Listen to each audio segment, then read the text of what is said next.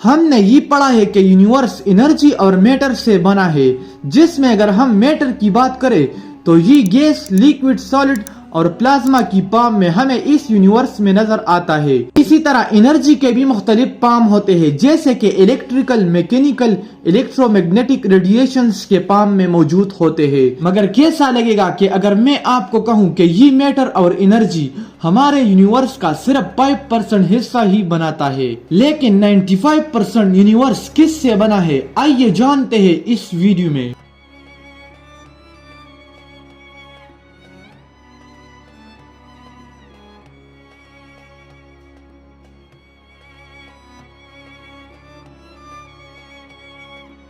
ये जानने से पहले कि यूनिवर्स का 90% प्लस हिस्सा किस से बना है, पहले हमें ये जानना जरूरी है कि मैटर हमारे यूनिवर्स में किस उसूलों पर काम करता है। जैसे कि सर आइजैक न्यूटन 17वीं सेंचुरी में एक लॉ प्रपोज करते हैं कि हर एक मैटर या मैटर का पार्टिकल एक अनदर पार्टिकल को अट्रैक्ट करता है एक फोर्स के साथ, जिसे हम ग्रेविटेशनल फोर्स कहते हैं। और ये ग्रेविटेशनल फोर्स डायरेक्टली प्रोपोर्शनल है इसके मास के साथ और इनवर्सली प्रोपोर्शनल है square root of their distance के साथ। सिंपली ये कहता है कि दो पार्टिकल या ऑब्जेक्ट का मास ज्यादा होगा तो इसके दरमियान ग्रेविटेशनल फोर्स ज्यादा होगा, और अगर इसके दरमियान डिस्टेंस बढ़ता जाएगा तो ये ग्रेविटेशनल फोर्स भी कमजोर होता जाएगा।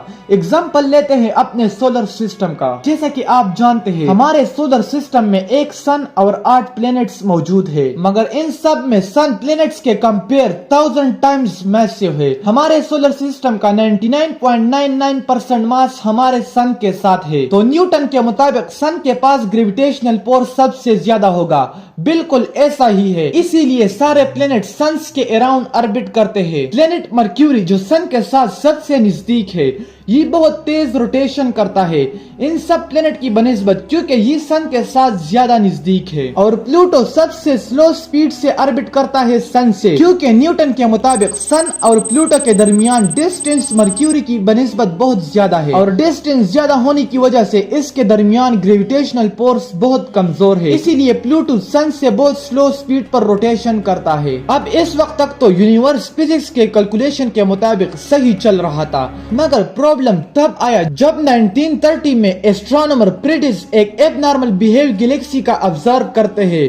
देखो, हर एक गैलेक्सी में 10 अरब से भी ज्यादा स्टार्स मौजूद होते हैं, और इसमें मोस्टली स्टार्स हमारे जमीन की बनिस्बत बिलियंस टाइम्स बड़े होते हैं, और इसके अलावा 10 बिलियन से ज्यादा प्लेनेट भी गैलेक्सी में मौजूद होते हैं, और ये बेशुमार स्टार और प्लैनेट्स गैलेक्टिक सेंटर के अराउंड ऑर्बिट करते हैं। गैलेक्टिक सेंटर गैलेक्सी के सेंटर को कहा जाता है। इस गैलेक्टिक सेंटर में बहुत ज्यादा कंप्रेस मास होता है, और इस बेशुमार स्टार्स को अपनी ग्रेविटेशनल फोर्स से गैलेक्सी में ऑर्बिट कराता है। मगर एस्ट्रोनॉमर प्रेटिस 1930 में ये ऑब्जर्व करता है कि गैलेक्टिक सेंटर अपने मास के कंपैरिजन कुछ ज्यादा ही ग्रेविटेशनल फोर्स लगा रहा है। यानी आप ऐसे भी कह सकते हैं कि ये गैलेक्टिक सेंटर अपनी औकात से कुछ ज्यादा ही फोर्स लगाता है। इस एस्ट्रोनॉमर का कहना था कि इसका मास इतना काफी नहीं है कि इस पूरी गैलेक्सी को अपने ग्रेविटेशनल फोर्स से रोटेट करे, और वो ये कहता है कि गैलेक्सी में कुछ ऐसा मैटर मौजूद है जिसे हम नहीं देख सकते।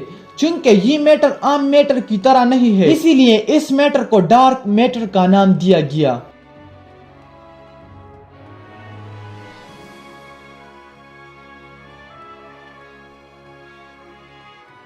मगर एस्ट्रोनॉमर प्रेटिस के इस बात पर किसी ने तवज्जो नहीं दी और इसको इग्नोर किया गया। 50 साल के बाद 1970 से लेकर 1980 के दरमियान दो astronomer robin and Ford Galaxy के ऑब्जर्वेशन के दौरान फिर कुछ अजीब सा बिहेव ऑब्जर्व करते हैं। चूंकि न्यूटन्स लॉ के मुताबिक गैलेक्सी में वो स्टार्स तेज रोटेट करने चाहिए जो गैलेक्टिक सेंटर के नजदीक में मौजूद हो, क्योंकि जितना डिस्टेंस कम होगा उतना ग्रेविटेशनल फोर्स ज्यादा लगेगा, और वो स्टार जो गैलेक्टिक सेंटर से दूर है वो स्लोली रोटेट करने चाहिए, क्योंकि डिस्टेंस जितना ज्यादा होगा उतना ग्रेविटेशनल फोर्स कमजोर होगा। मगर ये दोनों एस्ट्रोनॉमर ये ऑब्जर्व करते हैं कि गैलेक्सी में हर एक स्टार, चाहे वो गैलेक्टिक सेंटर के पास हो या इससे बहुत दूर हो, सब लगभग एक ही स्पीड से घूम रहे थे। अब दो काम अब नॉर्मल हो रहे हैं। एक गैलेक्टिक सेंटर का ग्रेविटेशनल फोर्स इसके मास के कंपैरिजन बहुत ज्यादा आ रहा है और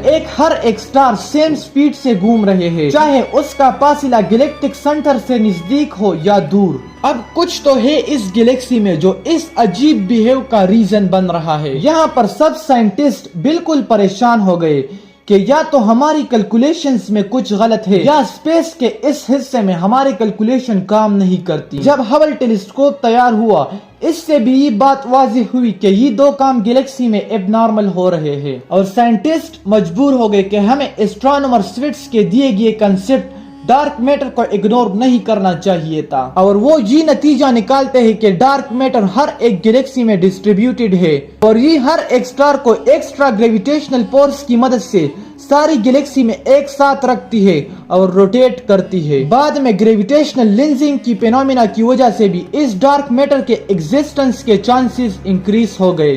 ग्रेविटेशनल लेंसिंग को मैं एक अनदर वीडियो में एक्सप्लेन करूंगा। अगर दोस्तों डार्क मैटर वो मैटर है जिसके बारे में हमारी नॉलेज बहुत कम है, ये एस्ट्रोनॉमर के लिए आज भी एक मिस्ट्री है और आज तक साइंटिस्ट हर दिन रिसर्च कर रहे हैं ताकि ये डार्क मैटर के एग्जिस्टेंस को प्रूव करे और इसके बारे में मजीद मालूमात हासिल किया जाए।